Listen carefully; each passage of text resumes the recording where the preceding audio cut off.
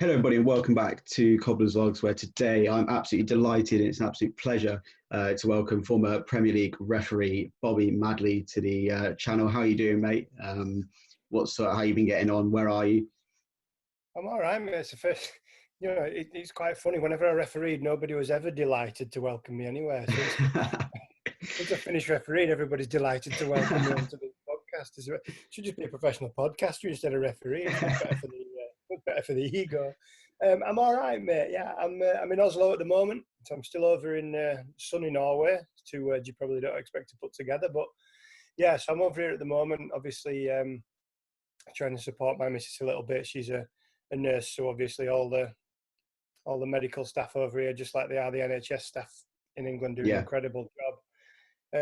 So I'm basically just making sure that she's all right and got someone to come home to one night. But getting by, mate. Obviously frustrated that there's no football at the moment, but bigger picture, I think everything puts football into perspective at the moment. So we'll get back when we can, mate. yeah, definitely. So you're over in Norway. Just quickly, what are the sort of restrictions like there? Have they been lifted? Are you back to normal yet? What sort of things are happening in there? Yeah, they're pretty much lifted now, Matt. To be honest, I mean that's not certainly that's not saying it's gone away, and they've still got active cases that are going on. But they locked down very, very quickly. I know people have mentioned Sweden, and how they didn't lock down. Norway took the opposite view to that. They locked down straight away, and I think they've had, as tragic as it is, and you can't minimise that, but I think they've had around 250 deaths in total. Um, Yeah, which is an unbelievable effort from the medical and the health staff here. But they're taking small footsteps. They know there's still that potential second bounce that can come back.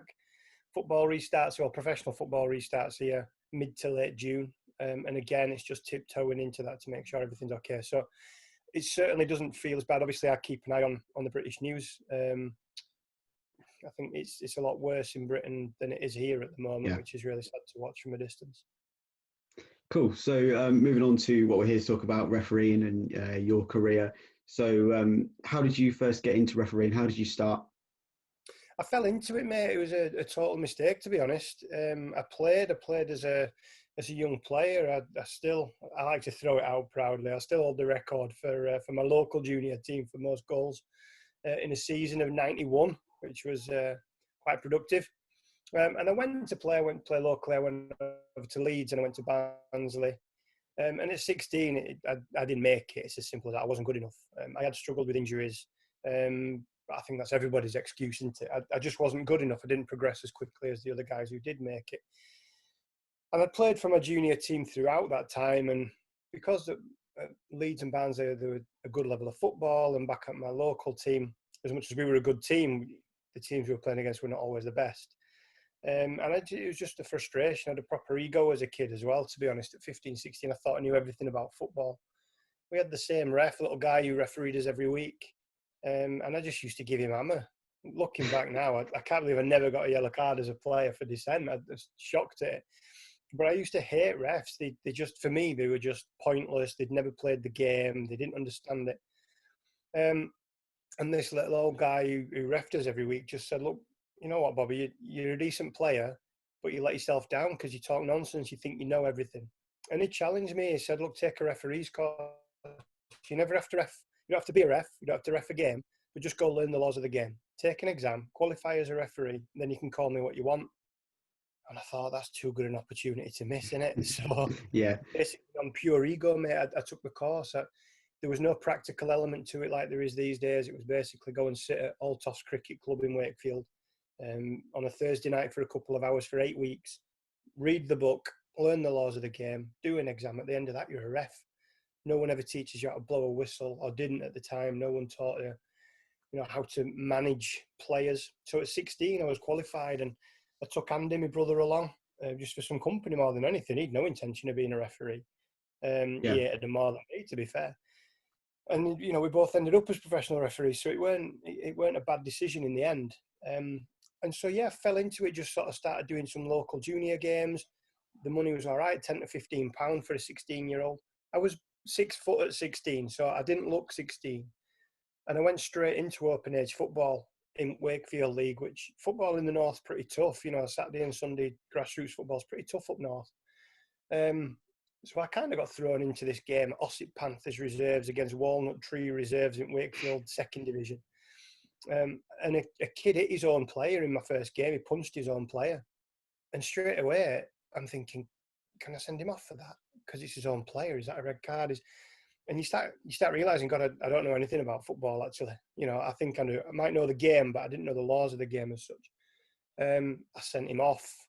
He accepted it. He gave me a lift home, actually, because I was 16. I didn't drive at the time, obviously. So that was nice of him. So that was a good introduction. And from then, really, it's about, you know, I'd sort of built a reputation within open age football as this young ref, but fit. You know, I got around the pitch a little bit. I understood the game because I'd played it.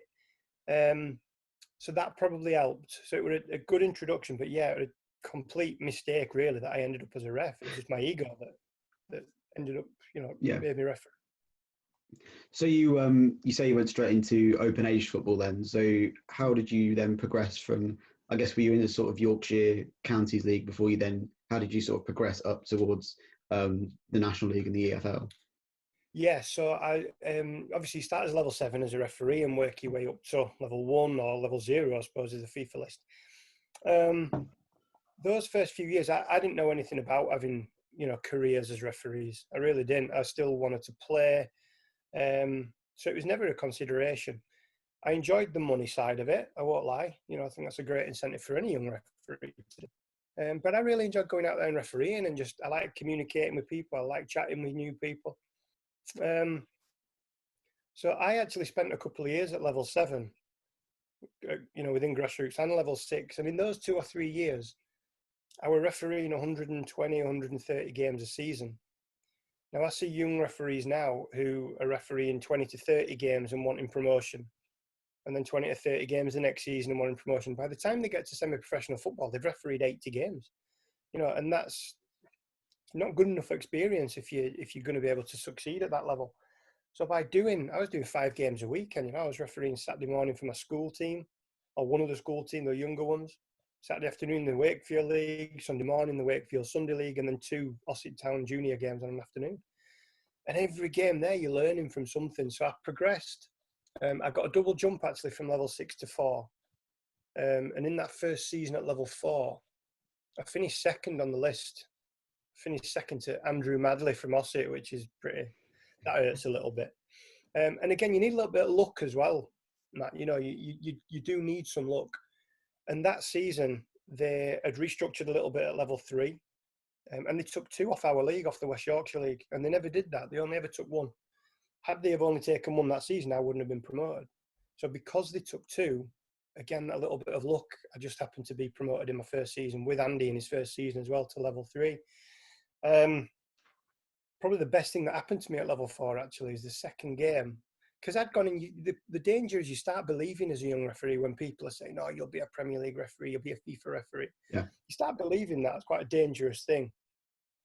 Now, the competition nowadays is actually far higher than it was, you know, when I was 17, 18. Because people see a career in it now. They see an easy path to get there, which wasn't so clear when I was at that age. But the second game at level 4, I got absolutely torn to pieces by the assessor. I actually thought I'd refereed well, but he tore me to bits. And I don't know what mark he gave because we didn't see the marks then, but it can't have been a good one. But I learned a lot from that. You know, I learned to be able to take a step back and look at myself rather than looking at the assessor. I do think it was a little unfair, but, you know, I was able to try and analyse myself, my own performance. And what it did do is it made me think that my season was finished. So rather than refereeing that whole season with this pressure on myself of I want to be a level 3, I didn't think it was possible. So I just went out and enjoyed it and thought, let's just gain experience at this level, get promoted next season if I can. And just because I didn't put that pressure on myself week in, week out, and just went out to enjoy it, probably ended up getting higher marks than I would have if I'd have been piling pressure on myself. So, yeah, so level 4 to 3, quick progression, I suppose. I had a couple of seasons at level 3, 2 seasons there. Went to level 2, which then was just the conference. Conference North at that time was still level 3. There wasn't a 2A, 2B. 2 seasons on the conference and then on the Football League. So it was a pretty rapid promotion bit. But again, there's a little bit of luck along the way as well. So yeah, it was a good one, but I think I had enough games that helped. You know, those games at 7 and 6, 500 games at those levels before getting to level 4 definitely helped. Sort of in terms of my own progression as a ref. Did you do, obviously you were refereeing the Premier League, did you do a lot of, or any assistant work? How much what did you prefer doing that? Or was it always you wanted to be a referee and that was what you wanted? Again, at that time we didn't have the option of you were either a referee or an assistant referee. You refereed and then you're an assistant referee at the level above. And obviously once you get to level 3, then that opens up every level. And I was an okay assistant referee, to be fair. I enjoyed it, but I didn't enjoy it as much as refereeing. So, yeah, I'd got on to the Football League. I got promoted to Football League at Christmas. Obviously did half a season then, which went well. At the end of the next season, I got promoted to the select group of assistant referees. So I was promoted to the Premier League assistant referee list. I was 23 at the time. So again, that was pretty young and pretty quick. And I remember, I think that really helped in my refereeing. I don't know how it'll work now, actually, because you know, there are guys who'll be promoted now onto the Football League referee list who have never actually been involved in the Football League, other than maybe as fourth officials.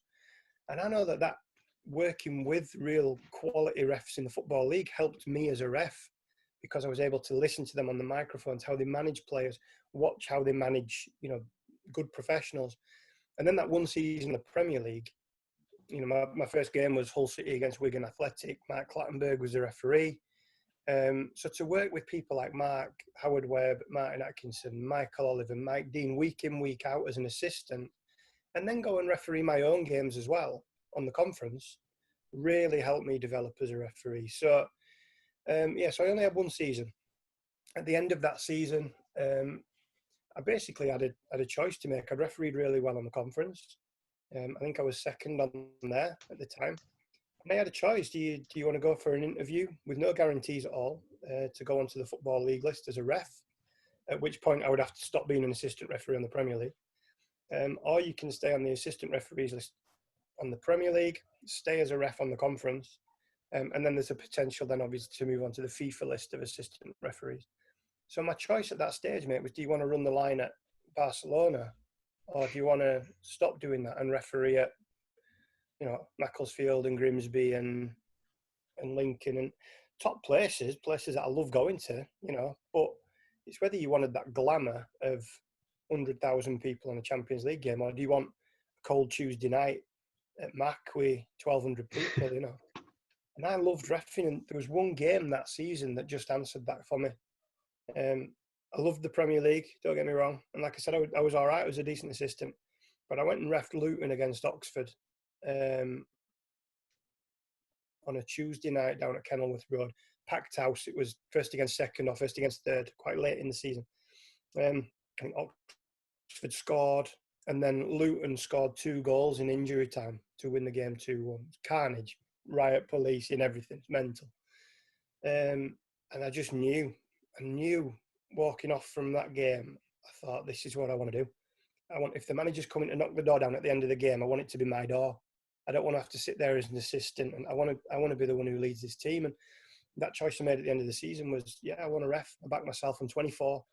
I back myself as a referee. So, and it was a good decision, I think. It worked out all right in the end. Definitely. So you came into the EFL. Obviously, we're a Northampton fan channel. So have you ever refereed at Sixfields or the county ground? What have been your favourite sort of experiences? County ground. How old do you think I am? Well, the county ground, yeah. So Sixfields, Any sort of experience there? What were your sort of highlights, or if you've been there? Yeah, my first experience at Sixfields actually was as a fan, as an away fan. Oh, right. I went down there. I've been down there a few times. I'm an Huddersfield fan. I grew up watching Town. So I just remember we went down on a Tuesday night. Leon Knight was playing for us at the time. I think we won 3-0. I do remember that we kept standing up, because I always like to go to the back of the stand where the singing section was. And you couldn't sit down at Sixfields because the seats in front in the away stand are so close to you, and I'm quite tall. Couldn't sit down. Kept getting told off by the stewards for it. But yeah, we won 3-0, and I remember we gave Clarence the Dragon a little bit of stick as well.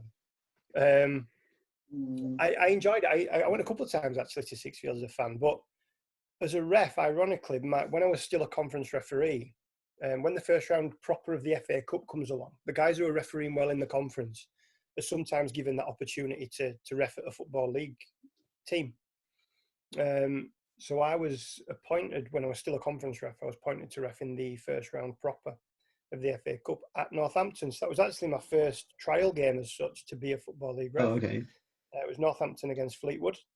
I think Northampton won 2-1. Pretty sure that was the score. Close game as well. Fleetwood were a conference side at the time and a good conference side.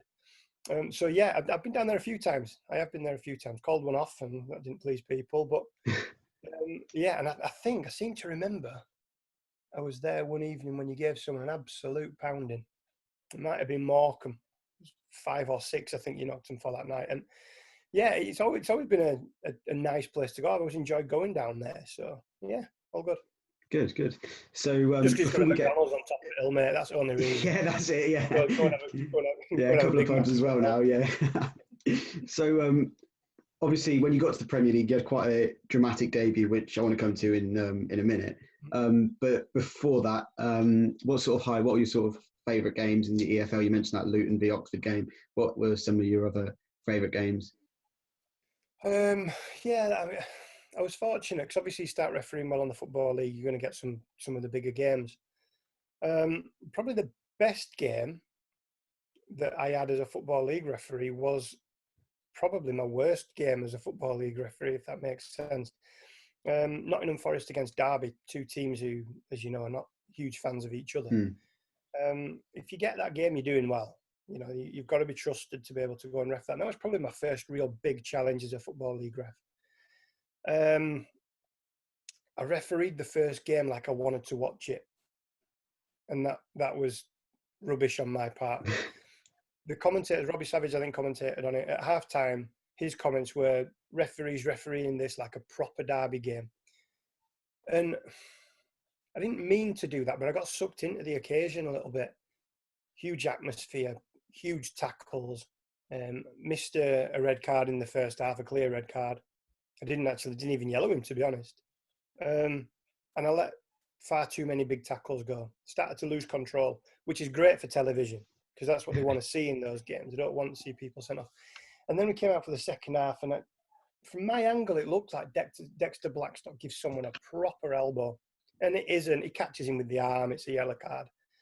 I just got the angles wrong, and within sort of 15 seconds really of the second half, starting to send him off. Completely different to how I'd refereed that first half, and it just snowballed from there. You know, I started to lose confidence. I yellow carded a few people which were incorrect in law, and didn't referee well. And it was almost like I felt like I'd blown my opportunity there, you know, on a big stage. But then you learn from that. You know, are you prepared to sit down and say, not, I got unlucky? Can I sit down and say, I caused a lot of this myself? So as much as it was probably the worst experience I had as a Football League ref, because it was a poor performance on my part, that was probably the best one because it made me a better referee. It then gave me a little bit more experience in that locker to say, you know, if the atmosphere starts doing this, the one person who cannot get sucked into that is a ref. Because if you do, you're in a bit of trouble. You know, that's hard to claw that back. So, yeah, that was probably my best game, and I mean that in terms of for development rather than the one I enjoyed the most. Cool. And then you moved into the Premier League. First of all, what was that like? And then talk us through that first game, because it was, I believe, Southampton, West Brom, and 3 red cards on your Premier League debut. Talk us through that one. Quiet afternoon there for me. Yeah. I knew I was refereeing well. I knew I was doing well in the Football League. The emails come out on a Monday at 4:00 for the following Saturday, just to let you know where you're going. I hadn't had a heads up. Fixtures came through for the Football League. I didn't have one. Didn't have a game, so I was a little bit miffed because you kind of sit there all day on a Monday waiting for, and as soon as it hits 4:00, that email drops. I didn't have a game, so I was a bit like, I'll have to go shopping or something this Saturday. I don't fancy that. And then a couple of minutes later, the Premier League ones come through, which I always had a look at just out of intrigue more than anything, but didn't really take that much notice of because I wasn't on it. the only time I would look is to see if I was a fourth official. So when the Premier League one came, I didn't even look who the refs were. I just looked fourth official, fourth official, fourth official. I'm not on any of them. And I thought I was a bit gutted. I had a quick look down again. I started getting texts on my phone. Congratulations, brilliant, delighted for you. Thinking, I've missed something here. I don't know what's happened here. Gone back on the Football League fixtures, looked at the TV ones, the big nothing, back on the Premier League, and then saw that I was refereeing Southampton against West Brom. And cracking cure for constipation. I've got to say that takes nerves. You know, that puts nerves a little bit. The week building up to that was a bit surreal. I was good friends. Obviously, I am good friends with a lot of the Premier League lads. So I spoke to them about the teams and, you know, how do you prepare for that kind of game? There was no phone call, nothing from, you know, PGMOL to say, oh, you know, just relax. And the expectation was go and ref it. Rightly so, I suppose. You know, it was an interview at the end of the day. And you hope, and as much as you don't really care about a score, because it's not important to us, you're hoping just nothing controversial. Last on match of the day, everybody's gone to bed by that time. Nobody sees it. 0-0, no cards, brilliant. And as you said, we ended up with 3 red cards, 3-0 to the away team. It's first on match of the day. And look at the 3 red cards were correct. You know, and again, I say you need that little bit of luck sometimes. Imagine the other way if I'd have got 2 of those wrong. It might be the last Premier League game I'd ever refereed. The hard thing at that point then, Matt, is you go back to people telling you, oh, it's the next best thing. And as much as I let that affect me a little bit when I was at level 4 and level 3, and, you know, started to believe that a bit myself, with experience, I knew then that wasn't the case. You know, the newspapers, oh, he's the new kid on the block and all this. By that stage, you know that the same person who's written that will kill you next week if you make a mistake. You know, it's a very fickle industry to be in. And there are lots of referees who think back to their best decisions. You asked me about my best game. You're only as good as your next decision as a ref. Doesn't matter what you've done. Doesn't matter whether you've ref the World Cup final. You're as good as your next decision. And if your next decision is a shocker, doesn't matter what you've done. So I knew that, you know, that naivety had gone a little bit. But it was nice, as I said, that bit of luck. The game went well. It actually wasn't that hard a game to ref. As stupid as it sounds, it looks on paper like an absolute, you know, car crash of a game. It really wasn't. There just happened to be 2 incidents in the game. One is an elbow, and then everyone comes in, and there's 2 red cards in that situation. 10 minutes later, it's a 2-footed tackle that comes out of nowhere. And actually, other than that, not much happened in the game. So, yeah, on paper, it looks like I refereed the toughest game you've ever seen in football. I could probably milk that a little bit, but it just really wasn't. So, yeah, a little bit of luck and an interesting start to a Premier League career. So, yeah, you were then permanently in the Premier League. I think it was around 2013-14 time, was it? Something like that. Talk us through your sort of, I guess, week as a Premier League referee from when you get your email on a Monday to when you leave the ground on a Saturday or Sunday or whenever that is. Yeah, so your preparation basically starts. People think, you know, there's this perception that refs rock up on a Saturday at 10 to 3 with your boots over your shoulder and annoy everyone for 90 minutes and then just go home and don't care. And it couldn't be further from the truth. The email comes at 4 o'clock on a Monday. For me, that's when the prep starts. I would contact my assistants, even if it was the same assistants I had every week, which, you know, at the end of by the time I finished on the Premier League, it was. I would drop them a message, delighted to be working with you this week, blah, blah, blah. Within that message, I would say to pick either assistant. You know, you choose the home team, the other one you choose the away team, and we've got a bank of matches and clips, and there's a load of things that refs can look at, stats and whatever. And basically, tell them do your own work this week. You know, let's see what we can find out from an assistant's point of view. Which player is going to be offside the most, which is the one that's going to, you know, how do they overlap on the wings, which is obviously going to affect you as assistants. So they'd start doing their prep. Tuesday, I would look at the home team. I'd watch their previous home game, but I'd only watch the previous home game against a similar opponent. So if you're going to look at, take the Premier League now, if it was, who's bottom, Norwich? If it was Norwich that were playing at home against Aston Villa, they're going to approach that completely different to they would if they were playing a home game against Liverpool or Man City, because they're going to set up a lot more defensive in that. So I wouldn't watch their last home game if it was against Liverpool or Man City, because that would show me something different. I'd watch their last home game against a similar opponent. Yeah. The day after, I would watch the away team's last game against a similar opponent, but when they were away from home, because again, they'll set up tactically different. The Thursday would be spent looking at set pieces. So I'd watch every single corner kick that the home team has attacked and defended that season, because one or two corners gives you nothing. Once you've looked at 50, 60, 70 corner kicks that they've defended or attacked, you know that they're zonal marking, you know whether they've got anyone on the post, you know who's going to attack that. And then even little silly things where the guy who's taking the corner puts one hand up or two hands up or bounces the ball twice. You've an idea where that's going to drop in the penalty area. So I would do that for both teams. And that can take a few hours, plotting them down on a little cut-out bit of the map. And it might sound silly. You can't go into a game thinking you know exactly what's going to happen as a ref. That's the danger.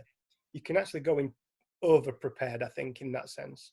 Because then when something happens when he puts his two hands up and it goes a different place, then you've got to be able to react very quickly to that. You can't think, oh, well, this is what he's done 100 times. But we've been naive not to do that. The away team won't turn up on the Saturday having not watched the home team. Yeah. And I guarantee you both teams will have done their homework on the ref. I've gone into one club, certainly with one particular manager, but it's happened on a few occasions, but certainly one I've gone in to have a look at the goalkeeper kits and wherever else before the game. And on the back wall is a big whiteboard. And on there, big names, big letter at the top, my name, Robert Madley, in brackets, call him Bobby. Underneath, the yellow cards I've had, what the yellow cards have been for. It says on there, we'll talk to you. So they've done the homework on the ref. It'd be naive for us not to do the homework on the teams. So, yeah, you can't go in and prejudge. I certainly don't do homework and say to the lads, right, who's going to be our first yellow card? You can't referee like that. I can't look, and even on reputation, which players will fall over a little bit easier than others in the penalty area, but you can't go in and prejudge that. You can be aware of it, but you can't prejudge. The moment you do that, then that's not, your integrity is gone as a referee then. So you turn up to the ground then on a Saturday. What sort of time are you getting there? What's your preparation beforehand and stuff like that? Yeah, I would generally go over. I mean, obviously we had the luxury of being professional. So on the Football League, League 1 and 2, so the guys who are refereeing at Northampton, they've all got jobs. They've all got their normal jobs. So Football League is tough in that sense. You would finish work at 11 o'clock, 12 o'clock, do half a day. I worked in a school at the time. And then you drive to Plymouth. You've got a 5.5 hour, 6 hour drive to Plymouth. You referee the game at Plymouth. You set off home at 11 o'clock at night. You get home at 4:30 in the morning, and you're up for work again at 6:30. And that's tough. This is not you paid okay for games in the Football League, but this is not £100,000 a week like players can get in the Premier League. So the luxury in the Premier League was that it was professional. So I would go overnight 99% of the times for a Saturday game, because I just think it's nice to be in the hotel and just relax the night before. Some of the lads would stay so you could have a meal together. I would always get up and have breakfast at a particular time. I'd always have breakfast. I'd go down there and meet at 9:30.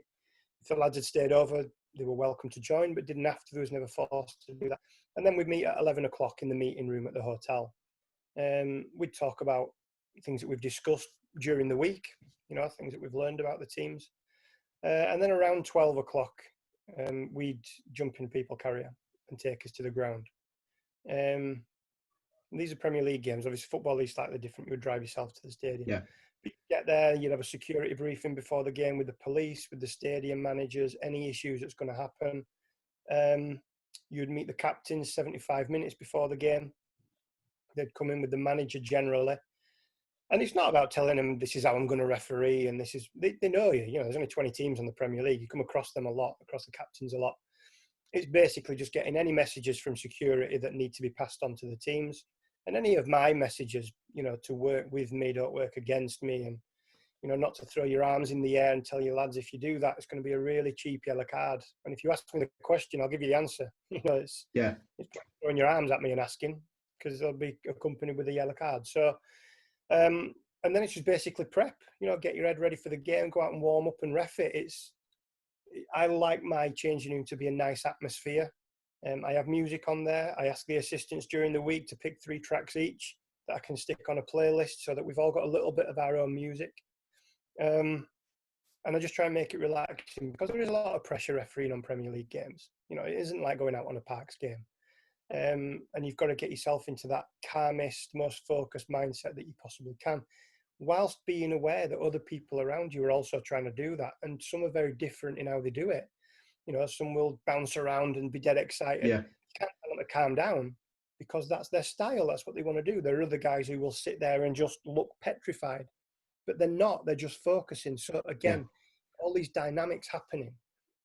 Ultimately, what you need is those 3 guys in that changing room to look at you and trust that you're going to lead that team properly. So it's an interesting environment in a ref's room before a game, and it can be a little bit nerve wracking in there at times. So yeah, it's certainly a strange experience. Most of us just want to get out on the pitch and do it, because once you're on the pitch, any thoughts about what could happen, is this going to happen, all that disappears. You're just refereeing a game. Then it is like a Parks game. It is just 11v11 then. Cool. So moving on then, something that's probably the biggest games in football are cup finals, which you've had a couple of experiences of, particularly in the FA Youth Cup in 2017, I think it was. So how do you prepare for cup finals and things like that? Is there any different sort of approaches that you would take? You've got to understand that any cup game really is a one-off affair. No team is going and playing for a draw, very rarely, unless you've got a lower league team in an FA Cup that fancies a bit of cash in a replay, but very rarely is that going to happen. So they sort of throw kitchen sink at it a lot of the time in cups. Cup finals slightly different because you never know how a team's going to approach it. Will they be defensive? Will they be on the front foot? The Youth Cup final is actually quite a difficult one to referee because you're refereeing teams with players that you've never seen before. You don't know any of them. You can watch. I've watched videos leading up to it. It's Chelsea and Man City, I think it was. Yeah. I watched the videos leading up, and again, it doesn't teach you that much because they change their squads so much as well. Change the little tactics so much. So by the time you get to an FA Youth Cup final, and they're playing in the big stadiums as well, which they don't always do, so that can change. And because of their age, they're going to be 16, 17, 18-year-olds. That can affect them as well because mentally they won't have prepared for as the same as a Premier League guy would under that kind of pressure and that kind of crowd. And live on Sky, of course, which they're not used to. So my preparation, I tried to keep it as simple as possible. Use the ethos that anything can happen, but ultimately understand that you're going to get throw-ins wrong, you're going to get corners wrong, you're going to get goal kicks wrong. Just don't get the big ones wrong. And that in a cup final for me is the most important thing. Don't affect the outcome of this game. I mean, obviously you don't want to do that in any game. Yeah. But in a cup final, don't affect the outcome. Get the big decisions right. The other things will take care of themselves. You don't usually remember cup finals, as strange as that sounds. If I think back to Championship playoff final, I remember being stood behind the goal, and as soon as it left his foot, I remember saying on the microphone, "That's in." And then it went straight in the top corner. It's a great finish. Other than that, I remember the ball going out for a goal kick and thinking, that's full time. Brilliant. Nobody's going to kill us.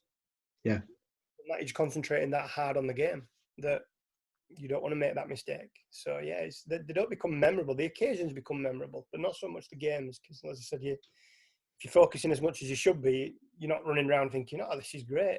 Playoff final, fantastic. You're thinking, get the next one right. Get the next one right. And then obviously you've been to Wembley a couple of times, particularly probably the biggest one, the Community Shield, Arsenal, Chelsea, London Derby.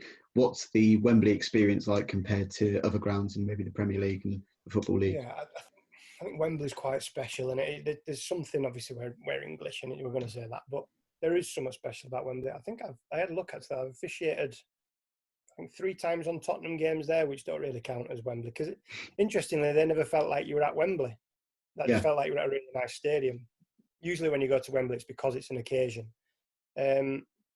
I think I refereed or officiated 9 times there, excluding the the Tottenham games, which is really fortunate. There's some top refs who have never had the opportunity.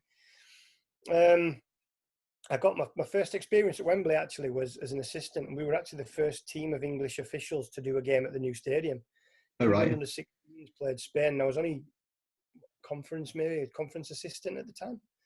And I got this letter dropped through absolutely out of nowhere saying, 1st of April, you're going to be an assistant referee for England against Spain at Wembley, under 16s, 1st of April. I've got some pretty cruel mates, and I thought, I'm not having this. Please text this number or ring this number to confirm. And I thought there'll be 6 of them at the other side going, he's calling. And in the end, I made the call back thinking, going to get bad. And it was right. You know, it was one of those moments like, oh my God, you know, to walk up the steps at the end and just be given a medal for it, and amazing experience. And it never gets boring. You know, it's one of them that every time you walk out at Wembley, it's like, wow, this is something special.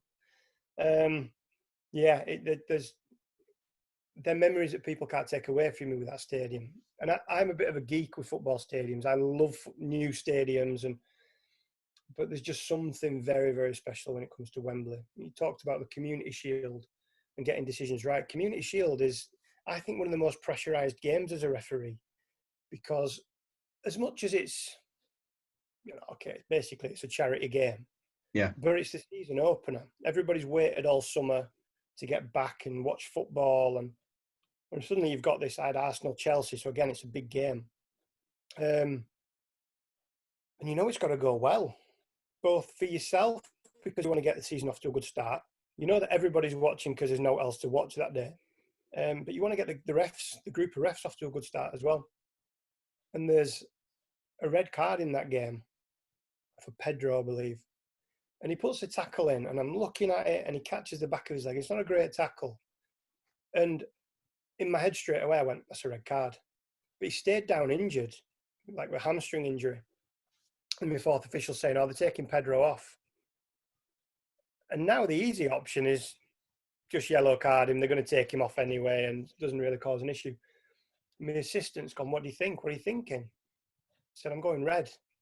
And there was like a stunned silence on the microphones because none of the others thought it was a red card. They didn't get the same view I got. I'm going red. And if you look at the clip, I actually keep my hand all the way through while he's having treatment.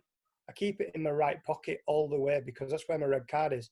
I knew the moment I take my hand out of my pocket and stop holding that red card, I'll talk myself out of this.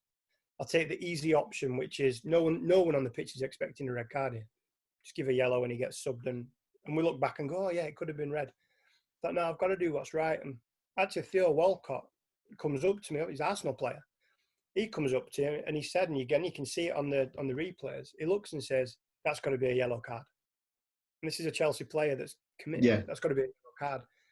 And I look at him and said, it's a red. And the look on his face, he goes, kidding? No, it's a red. And when obviously Pedro gets up, I show the red. The only person who's not surprised is Pedro. He didn't mean to do the tackle. You know, I don't believe professional players try to hurt other professional players. But it's a bad tackle. It's a poor one. You know, it could have really injured the kid. So, again, without VAR at the time, you're hoping, because you don't know until the end of the game. No one's feeding through, oh, yeah, it's correct. You're just hoping at the end of the game that turns out a good decision, which ultimately it did. I would have wanted VAR there. I would have wanted, because you've got to put that out of your mind. And on such a big decision, they scored straight from that free kick as well. And Arsenal went on to win on penalties. And you've got to put it out of your mind and think, concentrate on the next one. Yeah, but what if I'm wrong? Doesn't matter. Concentrate on the next one. Can't change what's happened. There's a lot of psychology that comes in big games like that as well. Cool. Just quickly, in big games like that, you know, you got big stadiums, big screens and things like that might be showing replays. Would you ever look at the replays, or just have a little look out the corner of your eye, or would you just go with what you think? They're not allowed to show replays. So they're not allowed to show replays of what is potentially a controversial incident. So on that, whether it was right or wrong, they couldn't show it because it's a red card. But there are times that they just forget to take them off, whether they mean to do it or not, I don't know. And if it comes up, look, I'm not going to lie to you. I'm not one of these people who'll say, I never read the papers. Of course I do. I think it's a human reaction to think, what are people writing about? Not what my name's in the paper. You want to find out what's the feeling? Am I right or wrong? And I remember doing Swansea and Stoke. A tackle comes in. Jack Butland actually comes out, puts the tackle in. From where I am, it looks a good tackle. It looks all right. It's at pace, but it looks fine. And then they showed it on the screen, and I caught it out of the corner of my eye. And part of me thought it can't be controversial because it's on the screen. And then part of me thought it's against Swansea and they're at home. This could be controversial just to whip the fans up. Yeah. As the game's going on, I had a quick glance at it, and it's a poor tackle. It's definitely yellow. It's possibly even red, which obviously then all the fans see it. Then you've got the players going, watch, and they showed it again. And you're like, killing me here, any chance? Yeah. And again, with VAR, that doesn't happen, because we get the big decisions right. So yeah, I'm not going to lie to you. If it's on the screen, my natural reaction is to think, sometimes it can help, because you can say to a player, I've just seen it, it's right. Yeah. So in that sense, it's fine. But yeah, sometimes when they come up, you cringe a little bit thinking, oh God, I hope this isn't. As soon as the crowd go up, you think, yeah, I got it wrong. Got this one wrong. Cool. What you can do. So moving on then, throughout your career, you've obviously worked with many referees and assistants. In your time, particularly in the Premier League, who are some sort of the best that you got on with on the pitch and off the pitch as well? I mean, they're a really close group, to be fair. And of the 18 that were on when I were on the list, I think maybe 15 of the lads were actually from the north. So we were from quite close to each other. Obviously, you talked about what do you do during that time as well. I don't just sit and watch clips all week. So you're out on the golf course, you're out training. And it's easier when you've got people to train with rather than you look out the window when it's snowing and think, I don't fancy this. But when you've got lads who are phoning you up going, oh yeah, I'll pick you up at 10 and we'll train there. Makes it a little bit easier. So, I mean, I got on with Craig Pawson. I actually got onto the Premier League at the same time as Craig. So we bounced off each other. And look, it's the same as an academy player going into a first team. You are welcomed. You're welcomed with open arms, but you're new competition at the end of the day. And there is an apprenticeship there. It can be quite a brutal experience at times.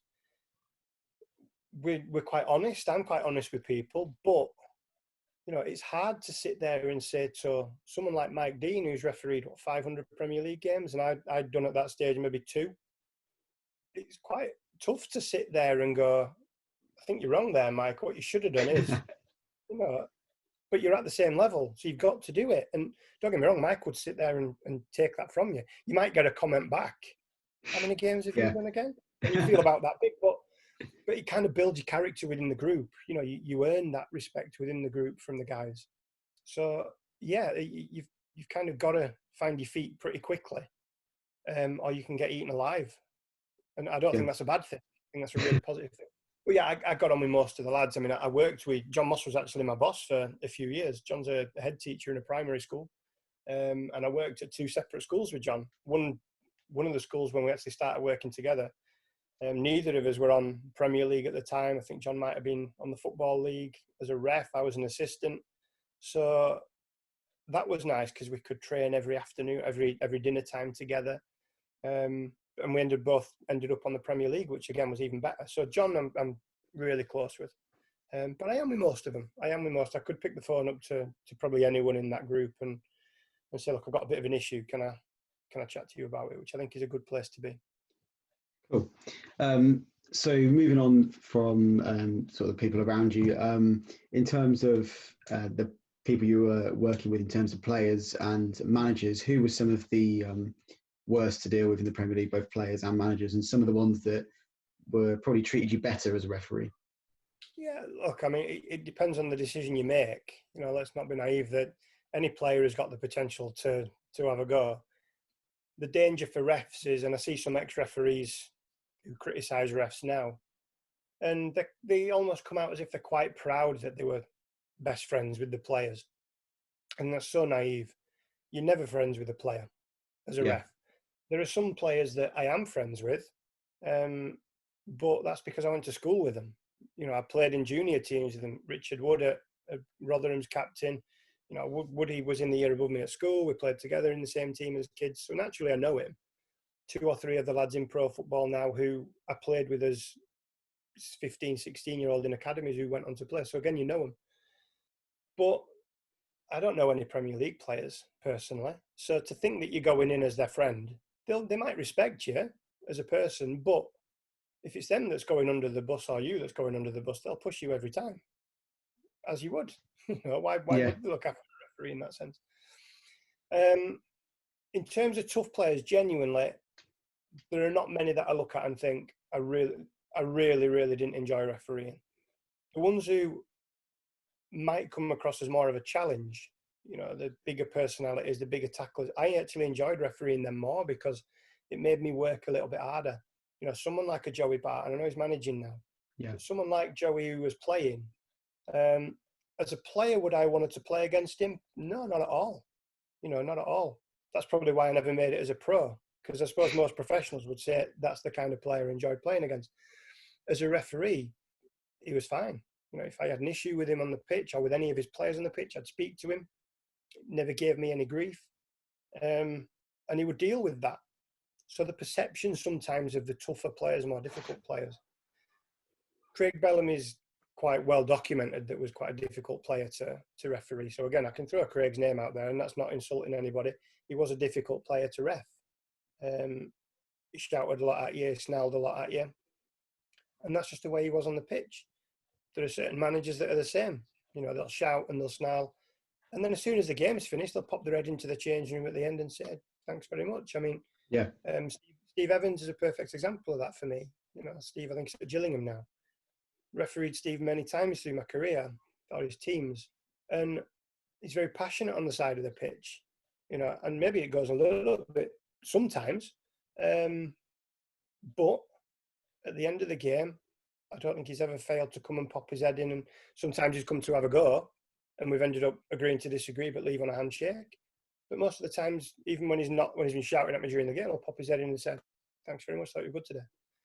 So what you see in that 90 minutes on television is not reality. I think of all the levels that I've refereed at, the respect in the Premier League between players and managers towards referees is the highest that I've refereed at any level. You just don't see it. And that's a shame. It's a shame that that's not publicised more. Okay, cool. So that's pretty much everything I wanted to ask you. We'll move on. Got a couple of questions from some of our followers. First of all, Owen asks, what sort of grounds, where would you get the most stick? I know I've been to Anfield a couple of times, and it's bad there sometimes. So yeah, what sort of place would you get the most stick? As a ref, it's quite strange. I think as an assistant, you probably cop more than the ref does because you're a couple of yards in front of the crowd all the time. So as an assistant, Everton was always a tough place to go on the far side at Everton because the crowd's quite close and they're quite vocal towards you as well. As a ref, you don't really hear it. The higher up your level you go, the more people that are in the stadium, and the more people there are, the less you hear. You just hear a noise. Sometimes refereeing at Ossett United, my local club, where there's 400 people, that can be harder sometimes, the ref, because you can hear what they're saying, you hear the comments. Yeah. I don't think there's many intimidating clubs in England. I don't think there's any, to be honest. Any that you go to as a ref and think, oh God, atmospheres like this. When you start refereeing internationally, compared to the English game, I mean, it's a different world. When you start in refereeing in Greece and in Turkey, and you go into places like Fenerbahce and Galatasaray, and these are atmospheres. These are where the stadium's burning with flares all around. We get one flare in England, it's like it's drama. Go to some places in Greece and Turkey, and it looks like the inside of the stadium's on fire. That there's so much smoke, and the atmospheres are unbelievable at these stadiums. So in England, there really is nothing to scare you as a ref in Premier League football. It's great, don't get me wrong. It's a nice environment to referee in, actually, as silly as that sounds. Abroad, totally different story. Yeah, you come to realise quickly that we have it a little bit tame in England compared to what some refs abroad have. Cool.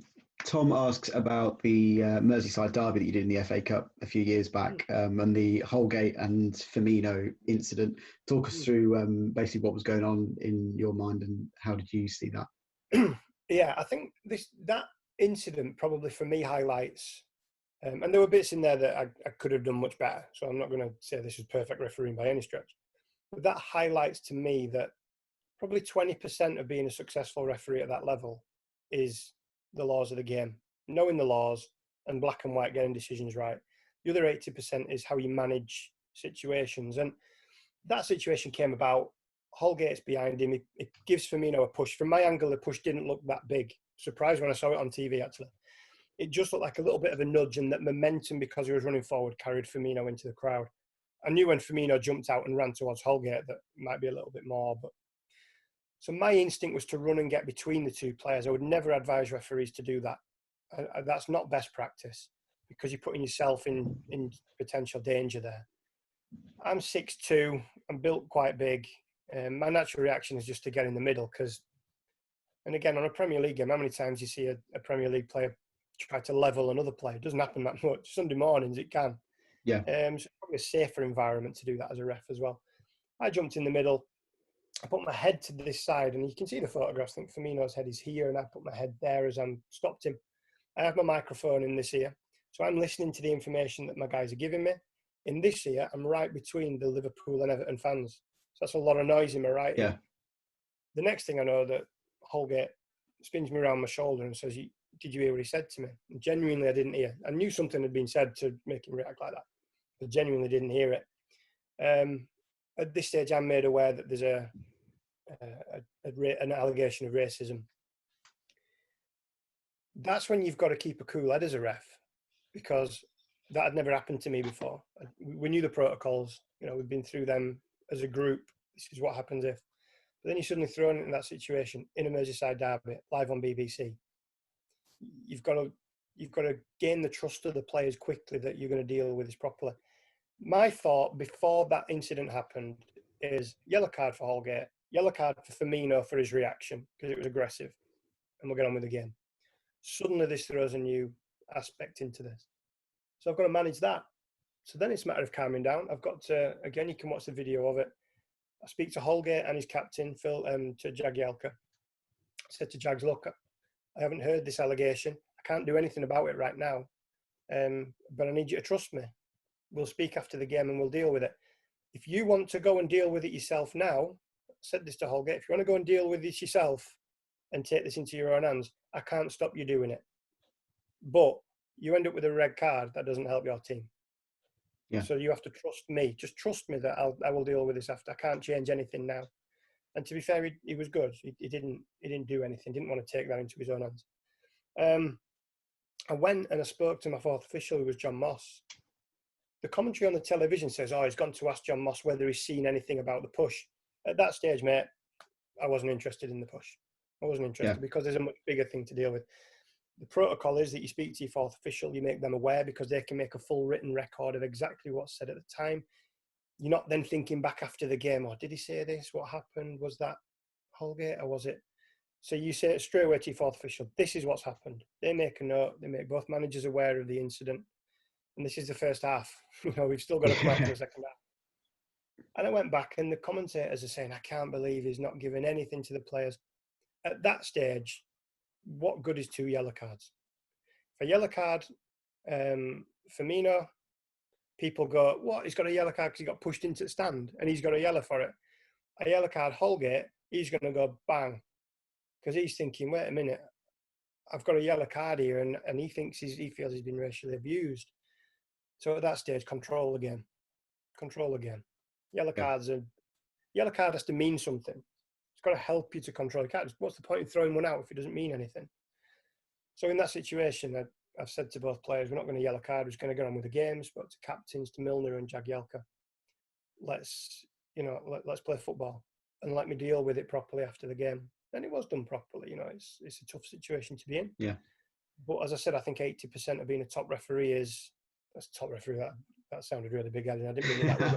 But 80% of being an elite referee, not necessarily a top one, as I prove, of being an elite referee at that level.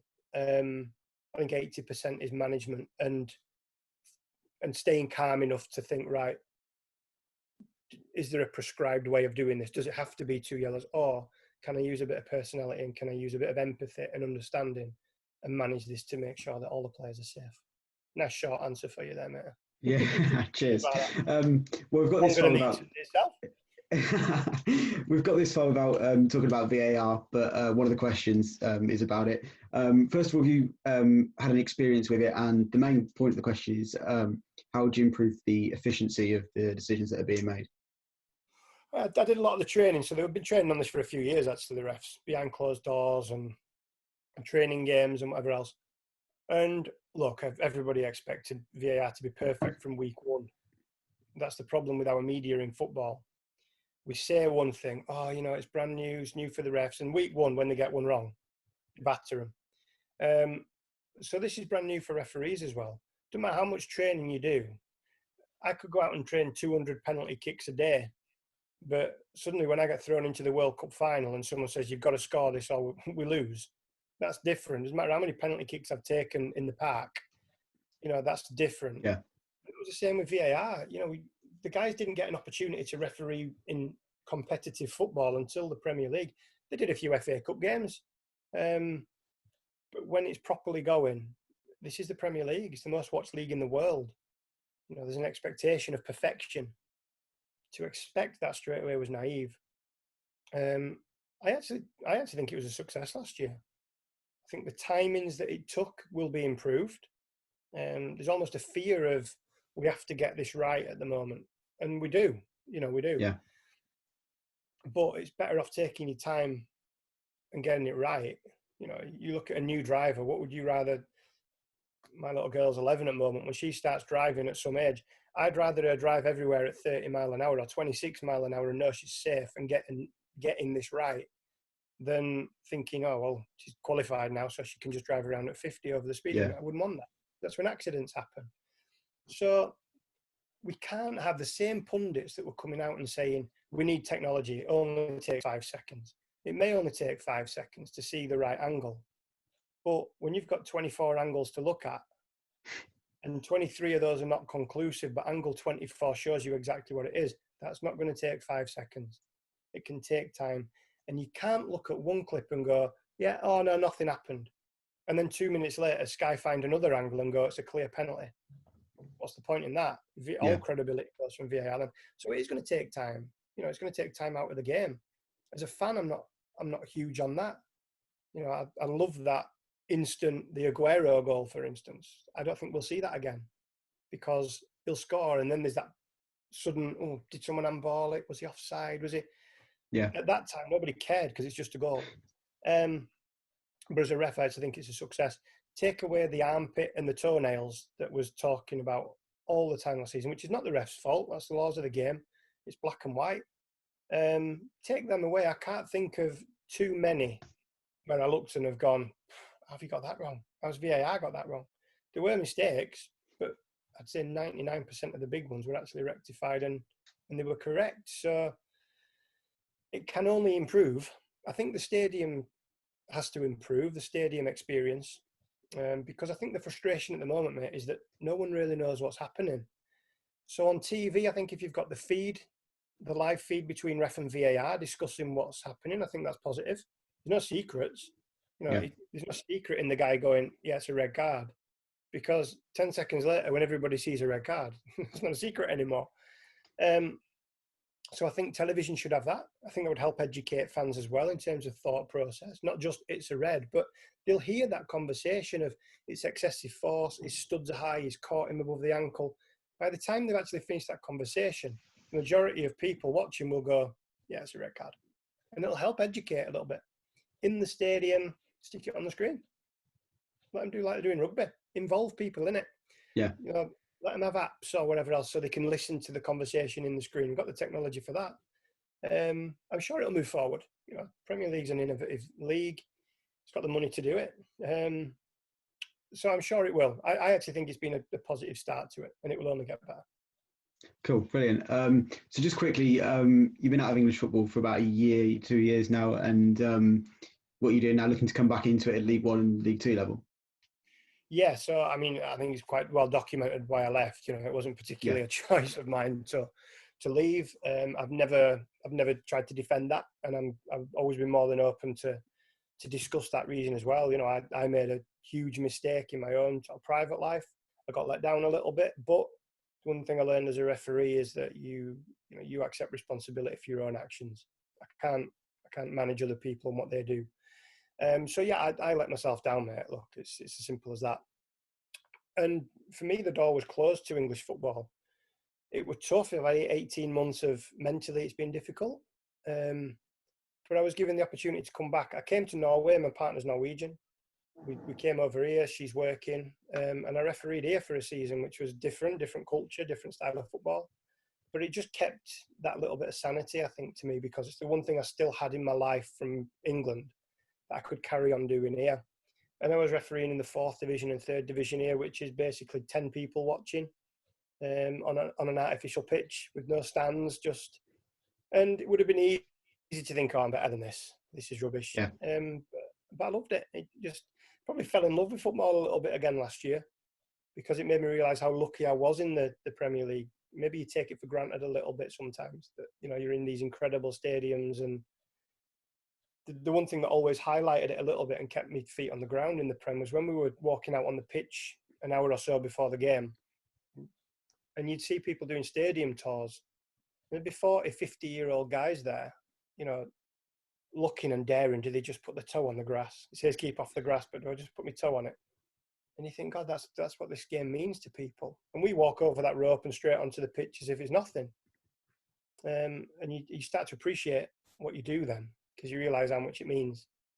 So coming here for a year probably highlighted that again, that I fell in love with football because I love football, not because I love refereeing, getting so much money and refereeing in front of big crowds. I've been given the opportunity to come back and ref. Would I have wanted to go back to the Premier League? Yeah, of course I would. Anybody would. But I have to be realistic. You know, first of all, I let myself down with the company, with my employer. So they don't owe me any favours. And I will have been out of the Premier League for 3 seasons then. So much has happened in 3 seasons, from their training, development, VAR being live. It wouldn't have been reasonable to expect me to walk straight back in.